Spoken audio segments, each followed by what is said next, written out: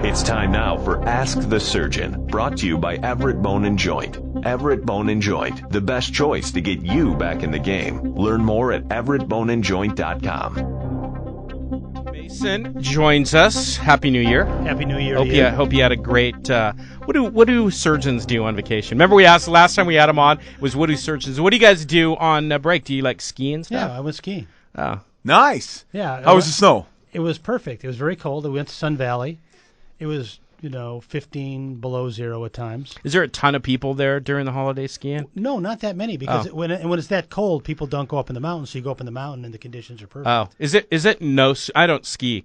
Is here non-existent or is it people skiing? It's a bad year. There are plenty of good years, but this is not one of them. Yeah, I was going to ask how did you guys have snow in Sun Valley? Yeah, they had good snow. Not making it. I mean, they make it, but they're about 130% of their normal level. Oh, nice. Yeah, so it's good. Here, I think Stevens Pass just got open. Yeah, and I don't even know if the whole place is open. Right, they've really had issues, which we usually get a lot of snow around here, so this is uncommon and unfortunate. Right.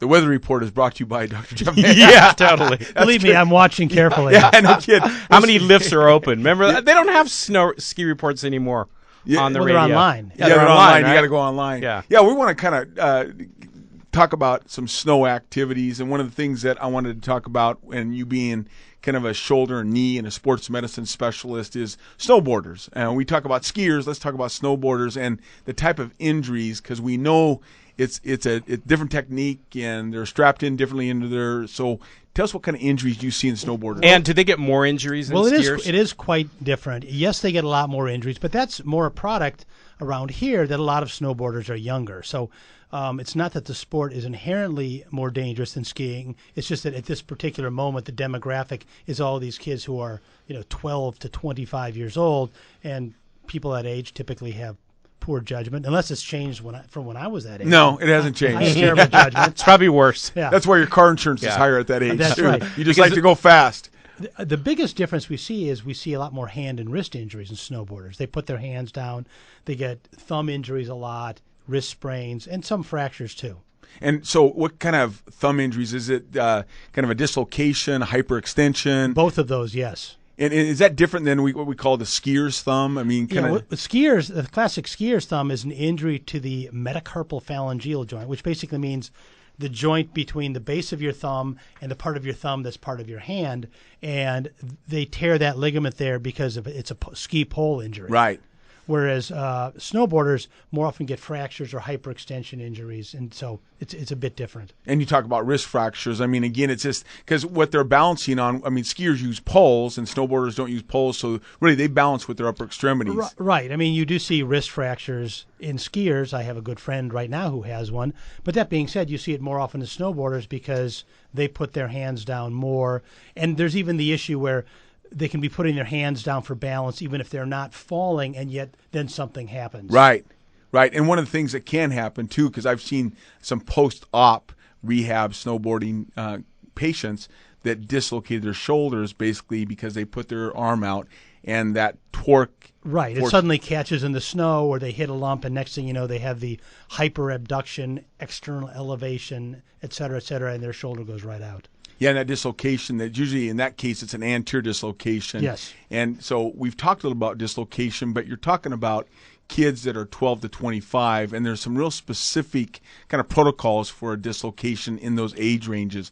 So maybe let's talk about when you repair that, when you rehab it, and what the challenges are from a surgeon standpoint. Well, obviously everyone gets treated individually, but in a really simple sense, if you dislocate your shoulder and you're young, it's more likely than not that it will have to be fixed, and it will not remain stable. Whereas if you dislocate your shoulder when you're old, the statistics are almost a perfect inversion. Of course, there's that big gray area where who's old and who's not so old, and that's a matter of fierce debate depending on how old you yourself are. Right, yeah. It's all relative at this point in time, yeah. Because, I dislocated my shoulder playing football in high school, and I did not get it fixed. They just kind of put it back in. But I can't it can't go farther back than, horizontal to my. But if it's stable and has not come out since, it used to come out back when I was younger, but it doesn't come out anymore. It's probably fairly beat up at this point. Yeah, I broke it a couple times too. And yeah, exactly. So I mean, you probably might have some scar tissue, but it's worked for you. But what happens with a lot of these snowboarders or kids, these younger kids, is basically that we call it an anatomical sling, that all that tissue's in front that protects that.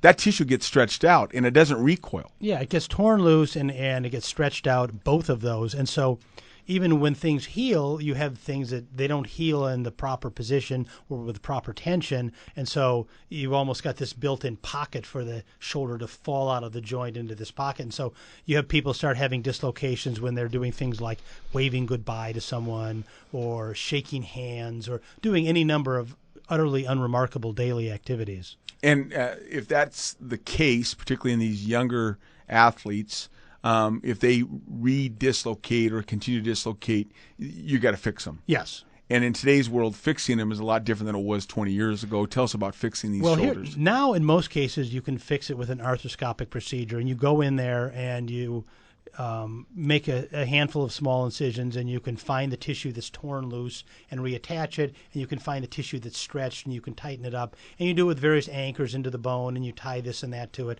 and it's a very gratifying operation. There is still definitely a role for open stabilizations for people who have failed that, or people who have had multiple dislocations in spite of it. And there's a host of other somewhat more complicated operations to treat that.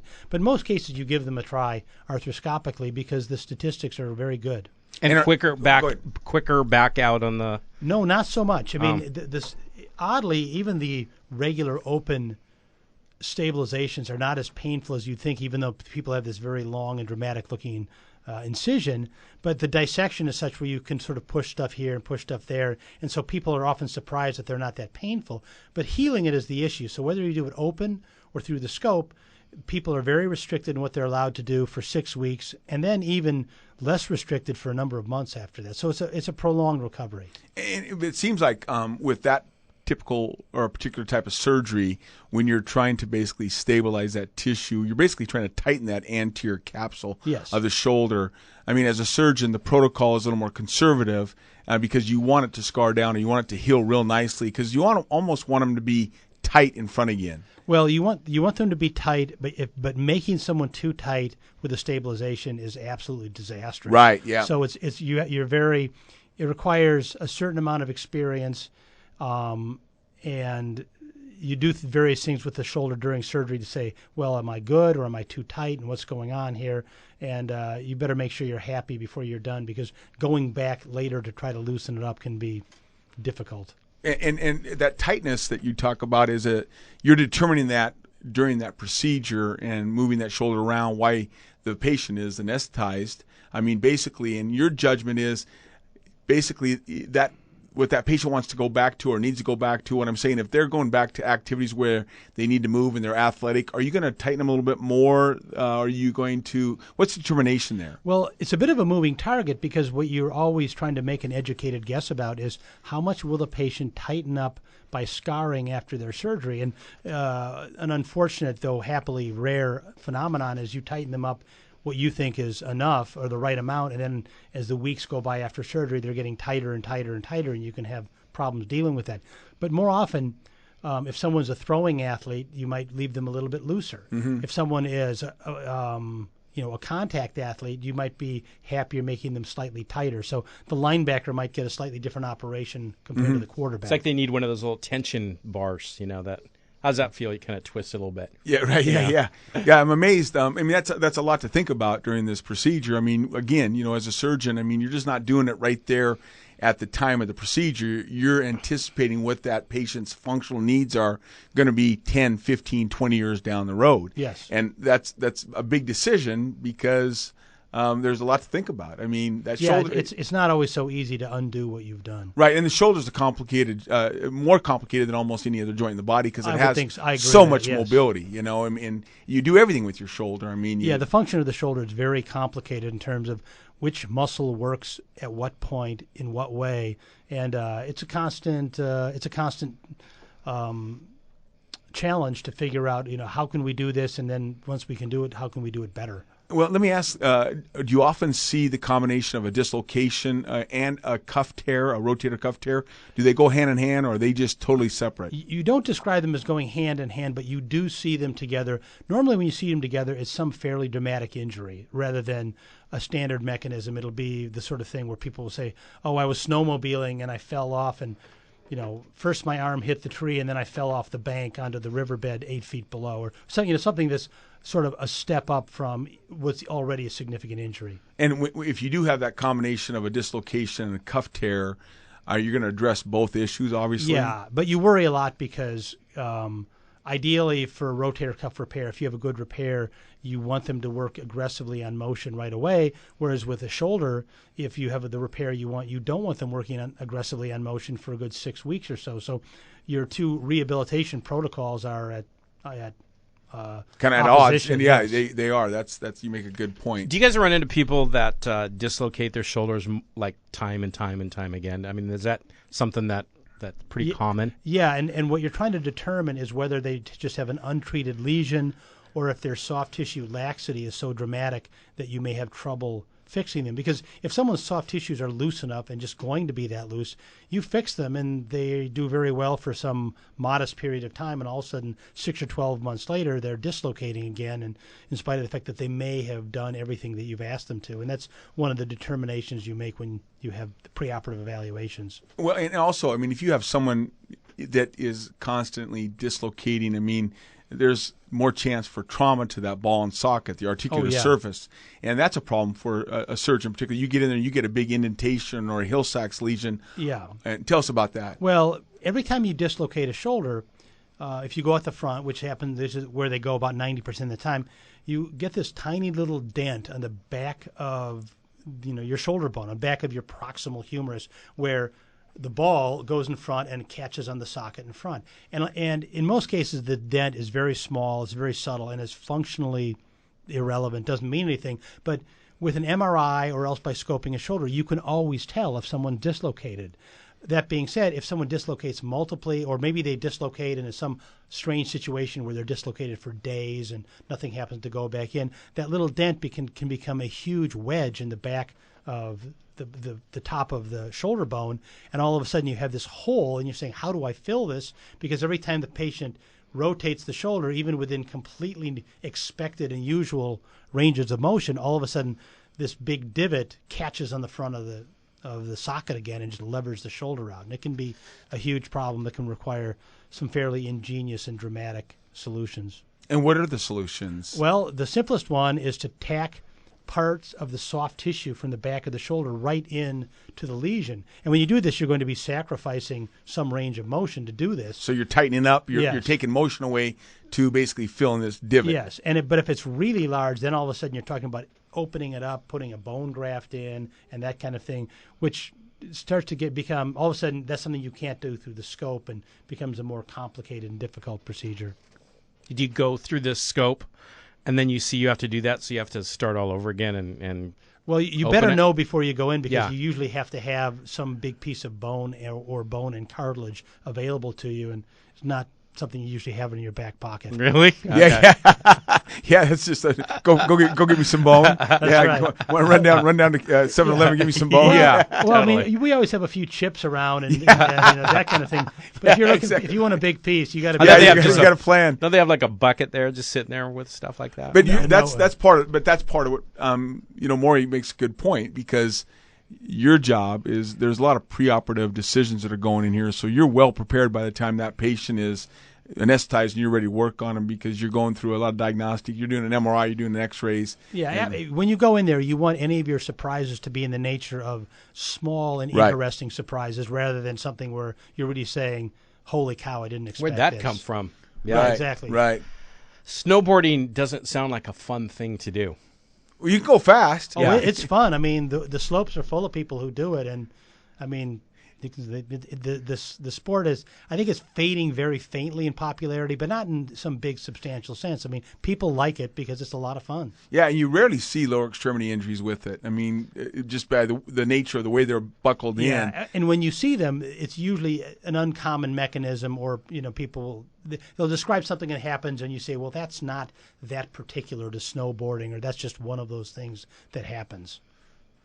Interesting. How about skiing? Same type of injuries that happen in skiing, or is there more knees? More knees, more fractures. There are shoulder injuries too in skiing, a lot of them, and they tend to be a little bit different from snowboard injuries, but we do see them. You know what? A lot of skiers my age, I mean, the early mid 50s.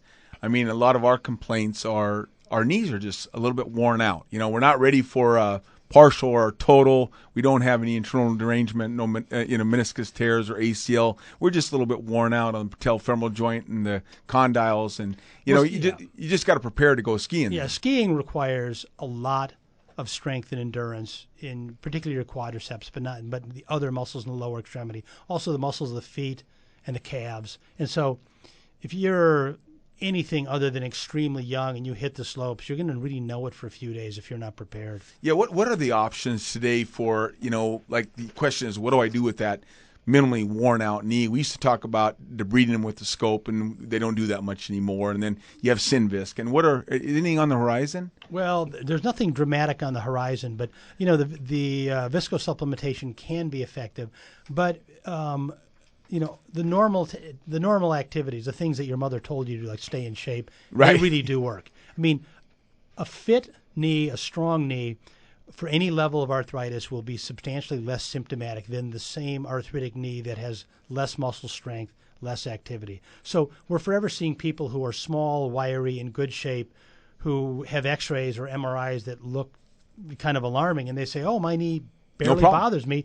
Then you'll see the other side of that coin, where you see people who have comparatively minor arthritic issues who are miserable because they're markedly overweight or deconditioned, and it's just hard on them. Yeah, and you mentioned, I mean, this time of year, everybody's on these New Year's resolutions. I mean, weight loss and weight gain is really, the weight gain, the obesity is really the root of all problems in healthcare. And, you take 10 pounds off your body, you take 10 pounds off your knees. I mean, that can alleviate. Oh, it's huge. Yeah. Someone did a study quite a number of years ago, and it was quite remarkable because they took a group of patients who were not just, your average overweight patients. These were patients who were all morbidly obese, the kind of patients who would really desire to literally lose, 100 or 200 pounds. And they started them on diets, the ones who wanted to be involved. And the average weight loss before they reported decreasing symptoms in their arthritic knees was 15.5 pounds.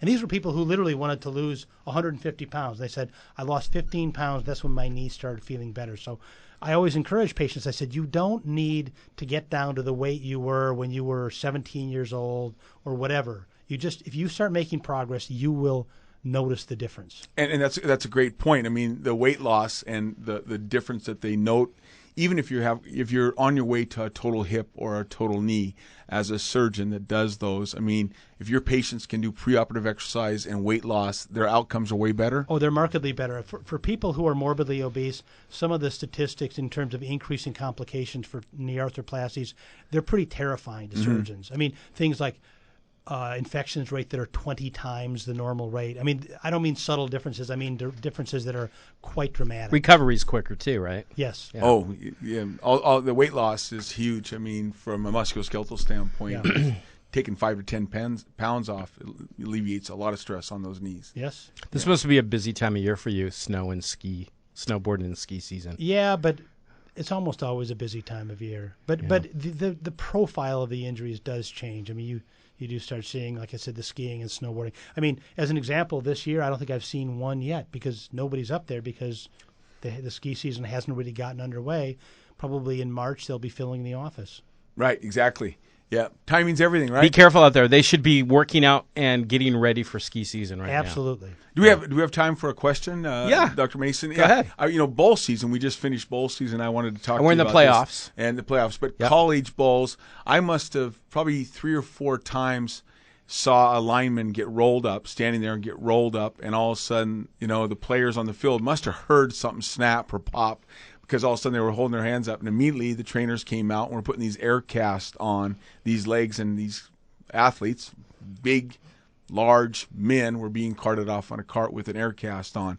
Obviously some kind of fracture with that kind of, is that most likely a tib or fib fracture? That would be most likely a tibia fracture. Now, what I always say is, well, they put an air cast on it. That doesn't mean that there's a fracture. But that being said, you see many people with obvious severe knee injuries who they don't put an air cast on. So my suspicion would be the same as yours. If they're putting an air cast on there, they see a deformity or the patient reports that they're quite sure that happened. So, and while that's not an extraordinarily rare injury, neither is it that common. I mean, you much more often see people with bad knee or ankle soft tissue injuries, and the fractures are not, we don't see as many of them. Well, that's why I noticed it. I mean, I must have seen 3 at least in 3 different bowl games. I mean, these injuries. But if it is a tib fracture, I mean, that athlete is going to the hospital right away, and as a surgeon, you're going to be called in. Is that immediately? Are you going to put some kind of metal in that tibia? In this day and age, let's just assume that it's a straightforward closed tibia fracture. Intramedullary nailing is the way to go, because the recovery period is so much easier to go through for the patient, because all of a sudden you have several incisions, and now your leg is straight, it's stable, it doesn't move around, you're not in a cast, you can bend your knee, you can get your ankle moving almost right away. You can even start, depending on the fracture pattern, very gentle weight bearing, sometimes fairly quickly, long before the healing is complete. It's a whole different thing. And the list of potential complications, because any surgeon has them, is so much smaller in a healthy individual than the complications of putting someone in a cast for what can be literally 4, 5, 6 months or more. Yeah. So it's not even the surgeon wouldn't even think much about it. He'd just say, put a rod into it. So when you talk about that intermedullary nailing, you call it, or a rod, you're basically putting a metal rod into that marrow or the hollow portion of the bone? Yeah, you put it in the hollow portion of the bone, and we usually use titanium rods, and they cross the fracture site. And you put screws in above and below the fracture site through the rod, and it holds everything in place. So all of a sudden, you can move the leg around, move the knee, get things going right away. Yeah. How do you know? I mean, how do you size up the rod? How do you know what size to use? I mean, well, there are sizing devices in all of these intramedullary nail sets, but also, what do you think? They go to Lowe's and go, "Hey, I need a rod. I need an 8-penny rod or 16-penny rod." But the real answer to that is you ream out the inside of the bone with a device to ream that out and clear off some of the softer bone on the inside. And if you're an experienced surgeon, you listen to the sound the reamer's making inside the bone, and that lets you know how close you are to where you want to be, and then you select your rod side based on that. They're rock stars, these surgeons, aren't they? Well, it's I wouldn't amazing. go that far, but we do have a good time. It's crazy. No, it's just amazing. Yeah, I mean, it is amazing. It's just like everything you have to think about, because, I mean, you just don't go out and grab a rod. Like you said, go to Lowe's and get a titanium rod. Yeah, no kidding. I mean, you have all kinds of equipment in your surgery center if these come in. I mean, there are boxes and boxes and boxes of the stuff, and the representatives for the company will often come in and say, "Oh, we have a new device, or we changed this part of the system, and that's why I'm here." But how do you learn that? I mean, if you have a new device, I mean, do those people come in and show you how to, put that in, or how to use that new system? Do you go to a weekend course? The answer is all of the above. Sometimes you'll go to a course if it's something markedly different, but if there are adjustments, the level of service in representing orthopedic equipment is remarkably high, because there's so much good stuff out there to use that what often differentiates this brand A from brand B is a level of service. So you have these people, they'll show up at 2:30 in the morning, and they will act like they were lying in bed awake just praying for your call. These guys are just a delight to work with. But they'll bring donuts, right? Yeah. If That's you want, important absolutely. thing. Yeah, absolutely. Jeff Mason, everboneandjoint.com is where you go to get more information. Thanks for coming on. It's always fantastic talking to this guy.